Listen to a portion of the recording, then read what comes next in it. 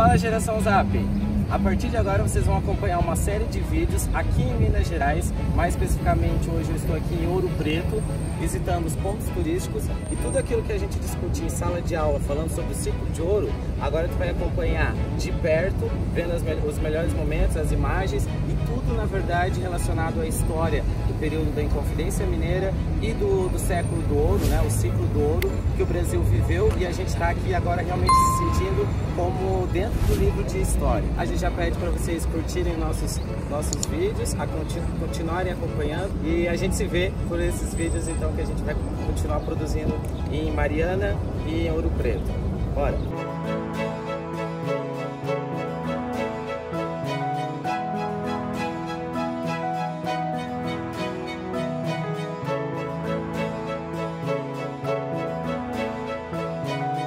Lá já é Ouro Preto. Olha lá os casarões. Tá vendo lá? Os casarões já é o padrão histórico. Que show. Ah, eu vi esse hostel aí, ó. Lembra, Bia? Esse hostel aí acho que é R$80. Gente! Aqui é a praça principal, né? Olha!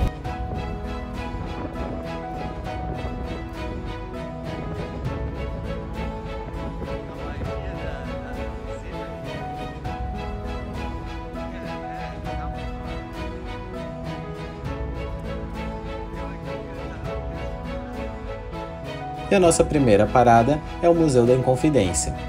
O Museu da Inconfidência está localizado na Praça Tiradentes, na área central de Ouro Preto. O prédio onde está o museu foi edificado entre os anos de 1785 e 1855. Ali já funcionou também a antiga Casa da Câmara e a cadeia de Vila Rica, mas é só na década de 1940 que o prédio se torna o Museu da Inconfidência. Bora conhecer então um pouco desse acervo?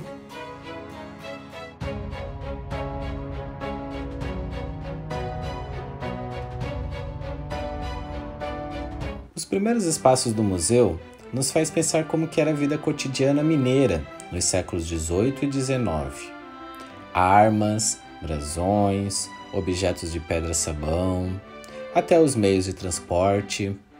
Tudo isso nos permite visualizar como que era o período do Brasil colônia e do Império.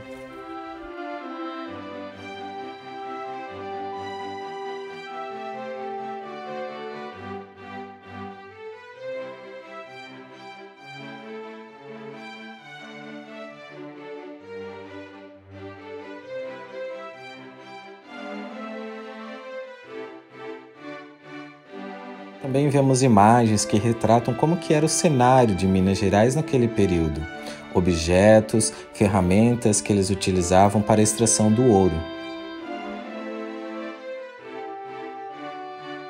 Olha a balança de precisão.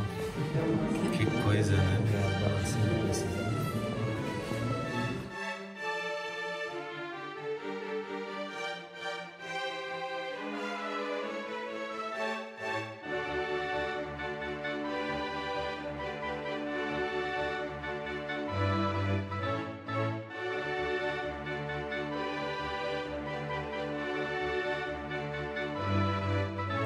Não tem como falar sobre o processo de extração de ouro em Minas Gerais sem falar sobre a escravidão. Grande parte dos mineradores eram escravos negros. Ver as correntes e os objetos de torturas que eram utilizadas nos escravos é impactante, porque nos faz pensar nas atrocidades que se faziam com os escravos e que infelizmente fez parte da nossa história.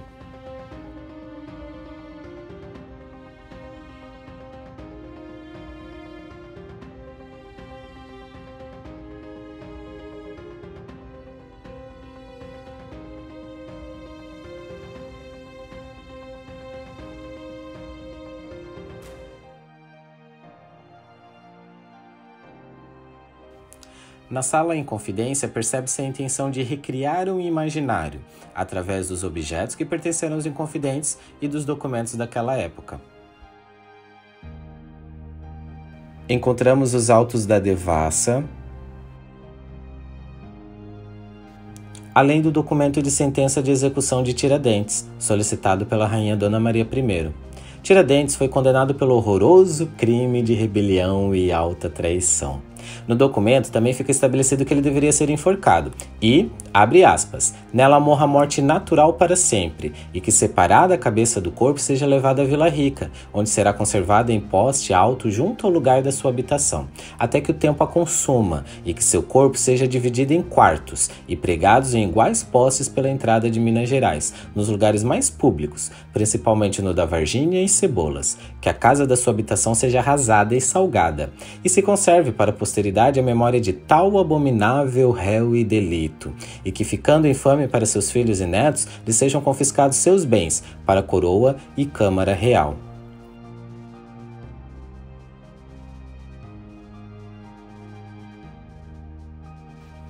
Encontramos também o quadro Leitura da Sentença de Tiradentes, do artista Leopoldino de Faria, pintor oficial da Academia Imperial do Rio de Janeiro.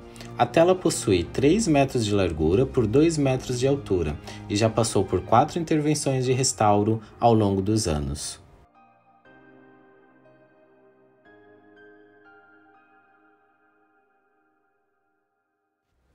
Vemos o relógio e o boticão que poderiam ter pertencido a Joaquim José da Silva Xavier.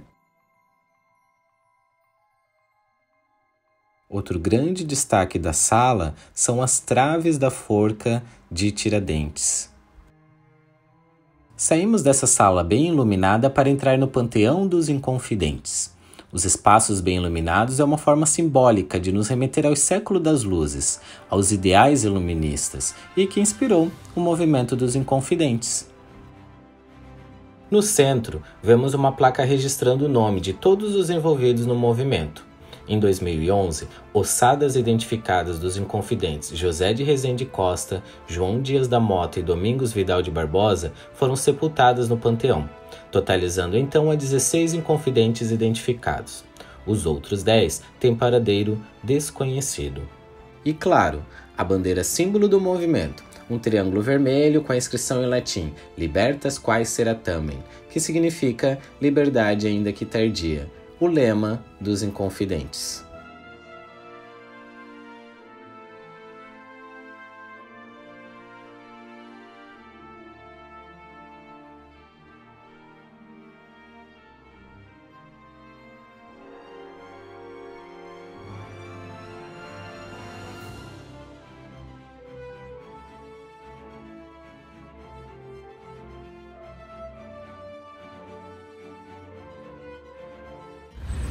Bom, agora nós estamos exatamente no ponto, ou no marco zero que nós colocamos, né? Onde Tiradentes foi exposto em praça pública quando ele foi enforcado. Vocês veem ao fundo ali, né? Libertas que será também, que era o lema dos Inconfidentes Mineiros. E aí é que vocês conseguem ver hoje a cidade, né? Toda modernizada, aqui então o trânsito funciona, o barulho externo. E ali ao fundo, né, o Museu da Inconfidência Mineira, vocês já acompanharam os melhores momentos. E aqui, exposto, né, lá atrás tem um monumento de Tiradentes, porque seria aqui então que ele foi exposto, sua cabeça foi exposta, como vocês também já viram ali no documento de execução da Rainha de Portugal. E é muito interessante porque eu por muito tempo via sobre, mas nunca tinha estado aqui na cidade realmente de Ouro Preto para acompanhar essa história de perto. E agora vocês estão tendo a oportunidade de acompanhar junto comigo os melhores momentos então da nossa visita aqui na cidade histórica.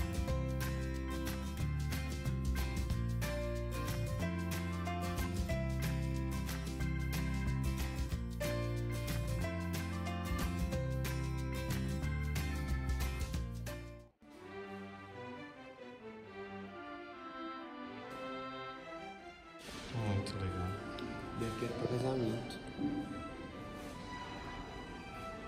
E a gente achando que já...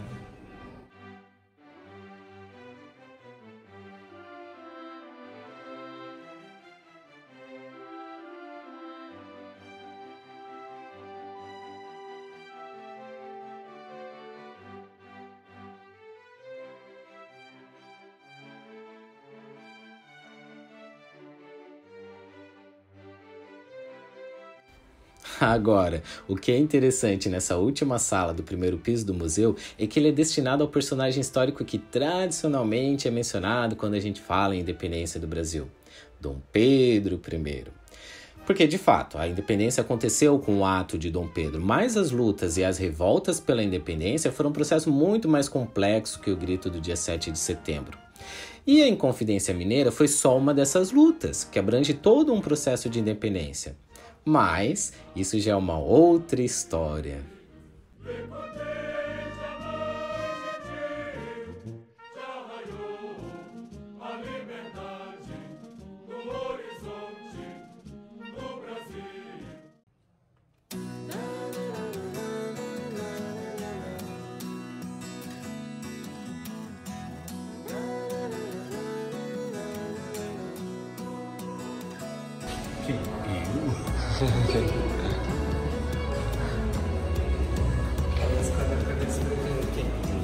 A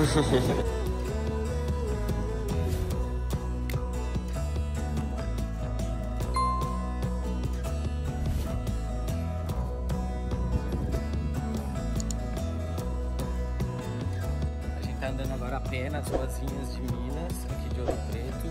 Terrível a estrada. Aqui é uma escadinha. A gente tentando descer, mas é difícil.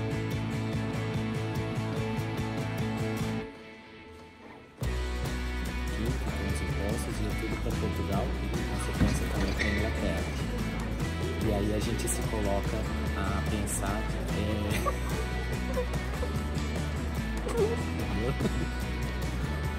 Eu primeiro. Aí a gente teve uma falha agora aqui dentro da igreja.